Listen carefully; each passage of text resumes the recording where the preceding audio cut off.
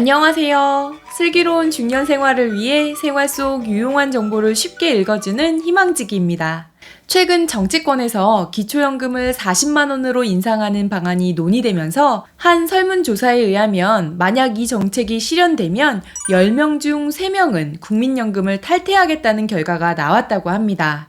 국민연금 평균 수령액은 약 57만 원인데 아무것도 하지 않아도 기초연금 40만 원, 부부가구인 경우 80만 원까지 받을 수 있으니 상대적 박탈감이 크실만도 합니다. 또한 착실하게 국민연금을 납부했는데 연계 감액 때문에 기초연금에서 탈락하거나 그마저도 감액되니 그냥 국민연금 가입을 중단하겠다고 생각하시는 분들이 늘어나고 있는 건데요. 국민연금을 매달 100만 원 이상 받으면 기초연금에서 탈락하고 건강보험 피부양자 자격이 박탈되어 건강보험료까지 내야 할 수도 있다고 하는데 과연 그럴까요? 오늘 영상을 통해서 확인하시기 바랍니다. 시청하시면서 좋아요만 한번 꾹 눌러주세요. 구독, 좋아요, 알림 설정 콕콕. 지난해 12월 말 기준 기초연금 수령자는 약 600만 명, 국민연금 수령자는 약 482만 명으로 이 중 265만 명이 기초연금과 국민연금을 동시에 받고 계십니다. 국민연금 수령자의 평균 수령액은 약 57만 원이고 100만 원 이상 받고 계신 분들도 약 51만 명으로 노후를 대비해 최소 20년에서 30년 동안 성실하게 국민연금 보험료를 납부해 오셨는데요. 하지만 현 제도에서 본다면 젊은 시절에 고생하며 낸 국민연금, 이제 좀 받으려는데 마냥 좋아할 수만은 없습니다. 국민연금 때문에 기초연금에서 탈락할 가능성이 높아지기 때문인데요. 기초연금 수급 대상을 선정하는 기준 금액은 소득인정액 단독가구 180만 원입니다. 나의 재산과 소득을 종합적으로 반영한 소득인정액이 180만 원 이하이면 기초연금을 받을 수 있는데 이때 국민연금은 기본공제 없이 전액을 소득인정액으로 반영합니다. 근로소득의 경우 매월 103만 원의 기본공제가 있어서 월급을 100만 원 받아도 소득인정액은 0원으로 계산되는 반면 국민연금은 매월 100만 원을 받으시면 100만 원 그대로 소득으로 반영되는 건데요. 예를 들어 매월 국민연금 100만 원을 받으면서 시가표준액 3억짜리 집 한 채를 소유하고 정기예금에 4천만 원을 예치해 매월 이자로 13만 원 정도 받고 계신 경기도 성남에 거주하는 1957년 A 어르신의 경우 기초연금을 받으실 수 있을까요? 먼저 재산의 소득 환산액을 구해보겠습니다. 부동산의 경우 시가 표준액에서 지역별 기본공제가 되는데 성남시의 경우 8,500만 원이 공제됩니다. 그리고 금융재산은 2천만 원이 공제되는데요. 부동산 3억에서 8,500만 원을 뺀 2억 1,500만 원과 금융재산 4천만 원에서 공제금액 2천만 원을 뺀 2천만 원을 더하면 A 어르신의 일반 재산은 2억 3,500만 원이 되고 여기에 4%의 소득 환산율을 곱해서 12개월로 나누어 주면 재산을 월 소득액으로 환산한 금액은 78만 원이 됩니다. 다음은 소득 평가액을 구해보겠습니다.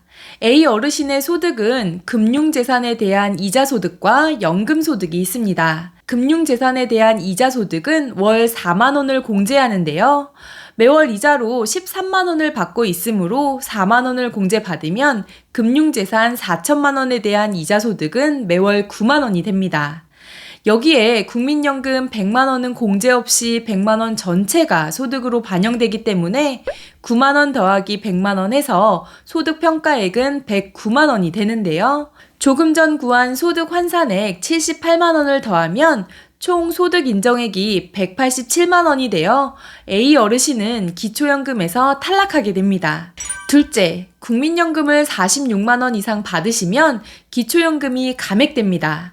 현재 국민연금을 46만 원 이상 받으시는 분들은 기초연금 30만 7,500원에 50%인 최대 15만 3,750원까지 감액될 수 있는데요. 매월 받고 계시는 국민연금의 금액에 따라서 기초연금이 감액되는데 적게는 약 3만 원에서 많게는 15만 원까지 감액될 수 있습니다. 만약 국민연금을 100만 원 받으신다면 기초연금이 매월 9만 5천 원 정도 감액되는 건데 국민연금 가입 기간이 길수록 열심히 일해서 국민연금을 많이 납부하신 어르신일수록 기초연금이 많이 깎이게 되니 역차별이라는 말이 나오는 것 같습니다. 마지막으로 국민연금을 100만 원 이상 받으시면 건강보험 피부양자 자격에서 탈락되어 지역가입자로 전환되기 때문에 건보료 폭탄을 맞으실 수도 있습니다. 소득이 없는 분들의 경우 자녀가 가입되어 있는 직장 건강보험의 피부양자로 등재되어 있어서 따로 건보료를 내지 않아도 건강보험 혜택을 받으실 수가 있었는데요. 지난 9월부터 건강보험 2단계 개편으로 소득 요건이 강화되어 약 27만 명의 피부양자가 지역가입자로 전환되어 건보료를 내게 되었습니다. 변경된 요건을 살펴보면 재산세 과표가 5억 4천만 원 이하일 경우 연간 합산 소득 2천만 원 이하일 때 피부양자 자격을 유지할 수 있고 재산세 과표가 5억 4천만 원을 초과할 경우 연간 합산 소득이 1천만 원만 초과해도 피부양자 자격이 박탈되는데요. 연소득이 1천만 원이라고 하면 국민연금을 84만 원만 받아도 해당되기 때문에 국민연금을 매월 100만 원씩 받으시면 연간 소득이 1,200만 원으로 소유하신 재산의 과표가 높다면 건강보험 피부양자에서 탈락할 가능성이 높아지게 됩니다. 은퇴 이후 별다른 수입 없이 연금으로만 생활하시는 어르신들이 피부양자 자격을 상실하고 매월 건보료를 납부하게 된다면 큰 부담이 될 수밖에 없을 것 같습니다. 오늘은 국민연금을 100만 원 이상 받을 경우 기초연금과 건강보험 피부양자 자격과의 관계를 말씀드렸는데요. 많은 분들이 건보료 피부양자 자격이나 기초연금 자격을 따질 때 국민연금 전액을 소득으로 반영하는 것에 대해 불편한 의견을 가지고 계십니다. 이와 관련해 구독자님들의 생각은 어떠신지 댓글로 남겨주시기 바랍니다. 이번 영상은 여기까지고요. 오늘 하루도 희망찬 하루 되시길 기원하며 영상 마무리하도록 하겠습니다. 오늘 영상이 조금이라도 도움이 되셨다면 구독, 좋아요, 알림 설정 눌러주세요. 감사합니다.